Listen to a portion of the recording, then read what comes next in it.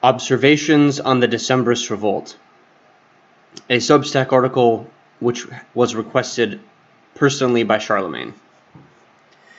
The Epic History channel on YouTube had an excellent two-part series on the December 1825 attempted coup against the new-made Tsar, Nicholas I. I have linked these videos in the show notes. Here, I will give a military officer grade analysis on these historical events in accordance with the 9 Principles of War as laid out by the U.S. Army's Field Manual FM 3-0. Any resemblance to persons or events in the present time is purely coincidental.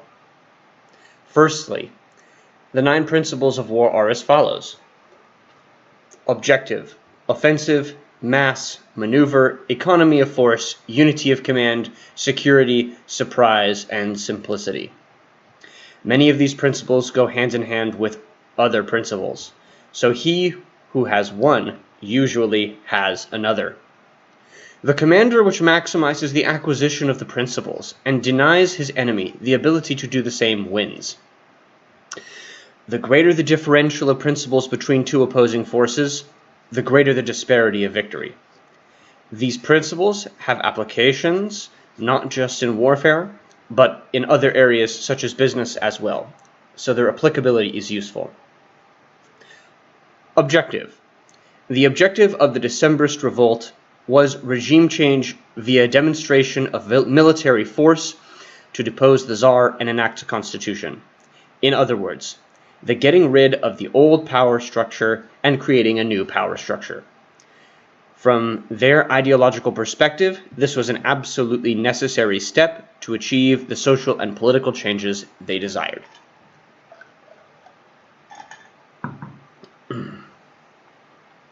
Offensive. These men were brave enough to effect their plan, and many of the officers involved in the secret societies which spread the ideas that underpinned the Decembrist Revolt were veterans of the wars against Napoleon, so they had plenty of personal initiative. There isn't much tactical analysis to flesh out here, since any fighting was entirely one-sided in both the northern and southern groups. I will say that operational level coordination between both groups seemed, according to the videos, basically non-existent. By the time that the events in the Senate Square were completed, the southern portion of the revolt in Ukraine was just getting started. This is an example of extremely bad timing and horrible coordination. The timing of any attacks needs to be simultaneous or near simultaneous, so that any opposing forces cannot concentrate resources on each attack in turn. You need to make them choose where to allocate resources. On a psychological level, since the northern portion of the revolt had already been put down, any moves from the Decembrist forces in the south would have faced stiffer opposition and received less support, since it was clear at that point which way fortune seemed to be turning.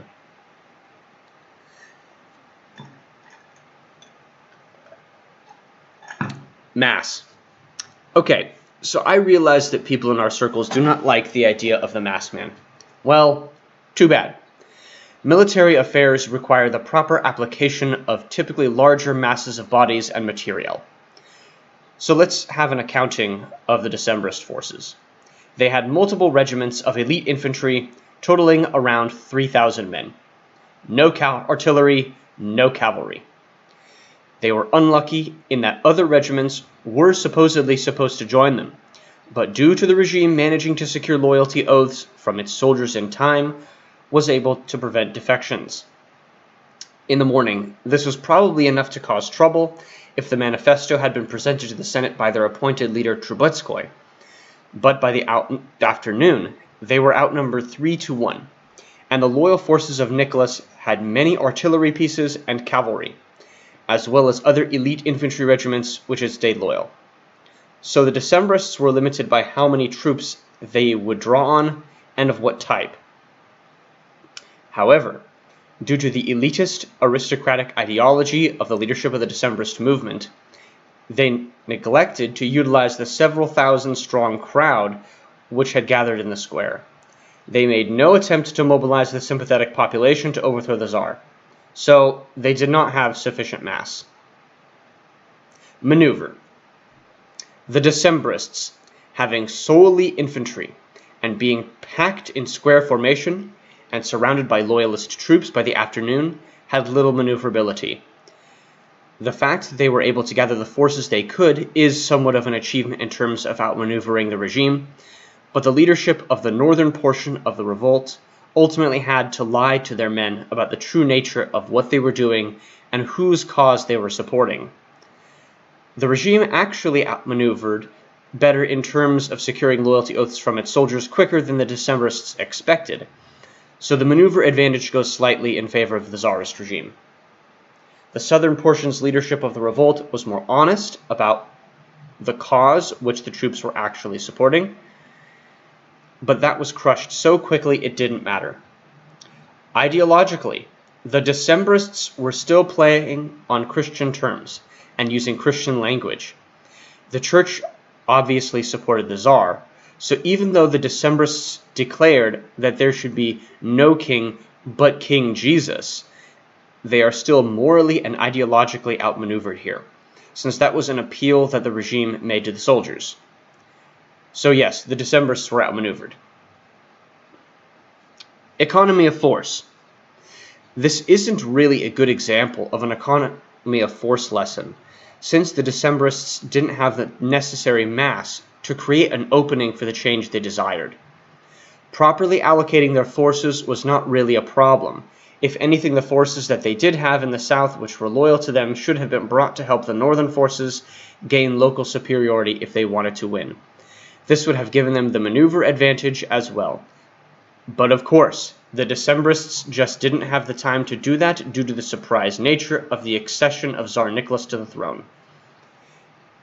Unity of command. This is an excellent topic for discussion, and much can be said. First, there was a geographical split between the northern and southern portions of the Decembrist Revolt, so disunified there. Furthermore, on the eve of the revolt, some officers of the Decembrist leadership cadre got cold feet and backed out, thus taking their manpower with them and preventing the early capture of the Peter and Paul fortress, which commanded the center of the city and held the armory. The man who was supposed to present their manifesto to the Senate, Trubetskoy, backed out when he realized that the Senate had declared for the Tsar. Rylev spent the day wandering around unsuccessfully looking for him. So the two most senior members of the revolt are nowhere to be seen. Throughout the incident in the Senate Square, notable lack of leadership throughout the day. No one seemed to want to take command. This could easily have been solved if a second-in-command had been appointed, but of course no one thought of that. Furthermore, there were some ideological differences between the northern and southern groups, but that did not really negatively impact the revolt. Unity of command was not met by the Decembrists. Security. The Decembrists had partial security. The Tsar was aware of the existence of the secret societies which contributed to the Decembrist revolt, but since he had shared many of their beliefs, did not actively persecute them. That was a mistake he rectified later. However, it must be said that any dissident movement which relies on the goodwill of the regime it seeks to overthrow for their continued safety is very foolish. Furthermore, I noticed in the introduction video that the secret societies spread forbidden texts, and were actually toasting the death of the Tsar with the windows open, thus allowing their words to be heard by passers-by. Such poor OPSEC is shameful, and if the Tsar had known how radical these secret societies actually were, he would have shut them down. Surprise. Both sides suffered from being surprised. The Decembrists were caught off guard by the suddenness of the death of the old Tsar and of the succession. Because their plan stated that the regime change should ideally take place during the short period between rulers, they had to act at an inopportune moment before they were truly ready. The regime was out of the loop in understanding that there was even going to be an attempt at regime change. The Decembrists got the worse off of this, as they had a time limit to gain the support of military forces.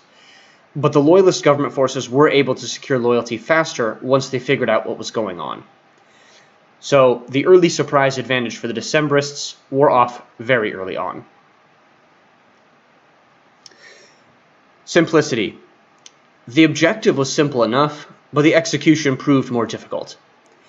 It was easy to get the enlisted men who unquestioningly trusted their officers to go along with whatever the Decembrists told them. But of course, any sort of plan which has a strict timetable, with lots of things which could go wrong, needs to have all scenarios gamed out in advance, so that contingencies can be made. Conceivably, you could attempt to perform a dry run under a pretense. Logistics requirements and very small details become extremely annoying when overlooked. The plan was somewhat complex, and many of the required pieces did not come together. Given that this happened, what are the conditions which would cause one to abort? Again, no pre-planning. Everyone in a leadership position knows, or should know, what the next step is. If you are separated from an authority source, knowing what 4 or 5 things one will do in certain scenarios is extremely helpful. Knowing commanders' intentions and guidance through standing orders is helpful. Of course, given the lack of communications technology which complicates planning, communication, and coordination, the complexity of execution of the Decembrist Revolt is not surprising.